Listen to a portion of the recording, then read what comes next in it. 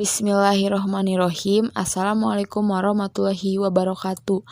Ibu Paringsi SEMM dan teman-teman, di sini kami dari kelompok 10 akan berdiskusi mengenai konflik organisasi. Sebelumnya, perkenalkan nama saya Lestari yang bertugas sebagai moderator pada kesempatan ini. Adapun anggota kelompok saya adalah Riana, Putri Melati, Indra Jaya, Nadia Rahma, dan Agitya. Baik teman-teman, langsung saja kita mulai ke sesi yang pertama. Marilah kita mengucapkan bismillah bersama-sama. Bismillahirrahmanirrahim. Selanjutnya adalah penyampaian dan penyajian materi yang akan dibacakan oleh Putri Melati. Kepada Putri Melati dipersilahkan. Baik, terima kasih moderator atas kesempatannya. Jadi di sini saya akan menjelaskan sedikit mengenai apa itu konflik organisasi.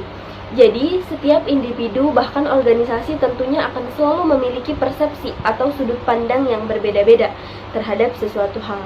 Sehingga perbedaan tersebut dapat menimbulkan konflik. Konflik merupakan perbedaan pendapat antara anggota satu dengan yang lainnya akibat kurangnya komunikasi di dalam suatu organisasi. Konflik menurut Robbins adalah suatu proses interaksi yang terjadi akibat adanya ketidaksesuaian antara dua pendapat atau sudut pandang yang berpengaruh terhadap pihak-pihak yang terlibat, baik pengaruh positif maupun pengaruh negatif. Kemudian, konflik merupakan suatu peristiwa yang sering terjadi dalam aktivitas organisasi. Adanya individu yang beraneka ragam karakteristik, sikap, dan kepentingan mendorong terjadinya konflik, baik konflik dalam diri individu itu sendiri, konflik antar kelompok, konflik antar individu dengan kelompok, dan konflik antara kelompok dengan kelompok. Nah, kemudian konflik tidak terjadi begitu saja tanpa adanya alasan. Jadi, penyebab terjadinya konflik dalam organisasi yaitu seperti perbedaan individu yang meliputi perbedaan pendirian dan perasaan, perbedaan latar belakang kebudayaan sehingga membentuk pribadi-pribadi yang berbeda pula, maka konflik dapat terjadi. Nah, yang perlu kita garis bawahi dan perlu kita sadari bahwa konflik dalam organisasi tidak selalu berdampak negatif. Namun, ada kalanya konflik dapat berdampak positif yang dapat dipandang sebagai peluang untuk pertumbuhan organisasi dan dapat dijadikan sebagai penguat hubungan antara tim kerja atau individu di dalamnya. Terdapat beberapa langkah yang dapat dilakukan oleh organisasi agar konflik yang terjadi dapat diolah menjadi konflik yang positif. Metode yang dapat dilakukan untuk menciptakan konflik ke arah yang fungsional, yaitu melalui yang pertama, menciptakan persaingan. Menciptakan persaingan dapat dilakukan dengan menawarkan imbalan kepada individu atau kelompok yang mencapai prestasi terbaik. Kemudian yang kedua yaitu mengubah struktur organisasi. Struktur yang panjang dengan kelompok yang besar akan berpotensi menimbulkan konflik. Umumnya tingkat konflik akan menurun jika kelompok lebih kecil. Dengan merancang struktur organisasi besar dalam kelompok-kelompok kecil dapat menciptakan situasi yang lebih kondusif bagi konflik. Kemudian yang ketiga yaitu mendatangkan ahli dari luar yang dapat mendatangkan suasana baru dengan pandangan baru yang akan membawa konflik menjadi bersifat fungsional. Itu saja yang dapat saya sampaikan mengenai apa itu konflik organisasi dan saya kembalikan kepada moderator. Terima kasih Putri Melati.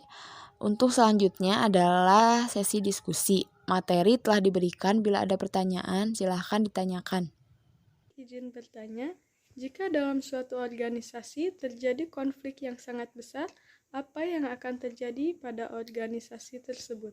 Terima kasih. Izin menjawab pertanyaan dari Nadia Rahma. Jika suatu organisasi tersebut terjadi konflik begitu besar, maka yang akan terjadi dalam organisasi tersebut ialah akan menjadi lebih kuat ketika mampu menyelesaikan konflik itu sendiri. Tetapi secara menyelesaikan konflik itu secara musyawarah dengan kekeluargaan dan saling terbuka semua anggota organisasi tersebut. Nah, salah satu tujuan konflik ialah memperkuat rasa kekeluargaan, persaudaraan. Semua anggota organisasi tersebut akan menjadi lebih kuat dan kebersamaannya itu lebih dapat. Nah, berarti kalau organisasi tersebut belum menyelesaikan masalah itu, organisasi itu akan hancur atau akan bubar kalau tidak diselesaikan secara baik-baik. Baik, izin bertanya, bagaimana cara mengatasi konflik pribadi pada anggota dalam suatu organisasi? Terima kasih.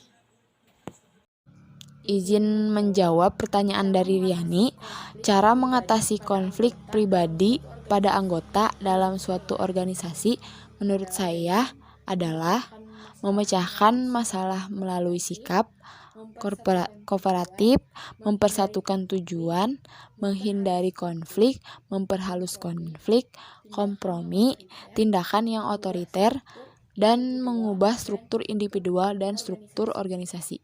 Semua tahu bahwa konflik organisasi dapat menimbulkan efek yang positif maupun negatif karena tidak bisa dihindari. Nah, bagaimana caranya pencegahan dan solusinya agar tidak terjadi konflik yang sangat merugikan bagi organisasi itu sendiri? Terima kasih. Baik, jadi seperti yang sudah saya sampaikan, yaitu kita harus berusaha untuk menjadikan sebuah konflik yang berdampak positif, yang tidak menimbulkan kerugian untuk pihak manapun, yaitu salah satunya dengan cara berkolaborasi, dengan cara kompromi, sehingga di sana kita dapat menghasilkan sebuah simbiosis mutualisme, atau bisa dibilang saling menguntungkan. Sebelum ditutup, apakah ada yang ingin menambahkan? Jika sudah tidak ada lagi, maka saya sebagai moderator akan mengakhiri diskusi kali ini. Terima kasih atas perhatiannya. Wassalamualaikum warahmatullahi wabarakatuh.